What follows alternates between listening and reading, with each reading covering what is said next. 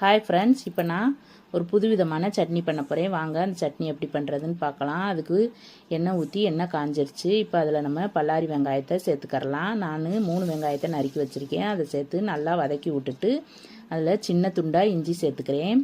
இஞ்சி நல்லா வதங்கினோடனே நான் காரத்துக்கு 5 மிளகாய் எடுத்து வச்சுருக்கேன். வரமிளகாய் நீங்கள் பார்த்துட்டு சேர்த்துக்கங்க.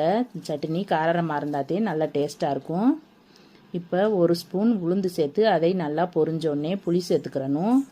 புளி சேர்த்துட்டு 1 ஸ்பூன் பெருங்காயத்தூள் சேர்த்து நல்லா கலந்து விட்டுட்டு இப்போ நான் பூசணிக்காயை தோலெல்லாம் நீக்கிட்டு பொடிசாக நறுக்கி வச்சுருக்கேன். அதை சேர்த்து நல்லா வேகிற அளவு வதக்கி எடுத்துட்டு நல்லா ஆற வச்சுட்டு மிக்சி ஜாரில் போட்டு அரைச்சி எடுத்துகிட்டு வந்திருக்கேன். இப்போ இதில் உப்பு சேர்த்து அரைச்சிட்டு வந்திருக்கேன். இப்போ நான் அதில் ஒரு தாளிப்பு கொடுத்துருக்கேன். கடுகு கருவேப்பிலை சேர்த்து தாளித்து ஊற்றிருக்கேன். நல்ல டேஸ்ட்டாக இருக்குது இந்த சட்னி. நீங்கள் ஒரு தடவை இந்த சட்னியை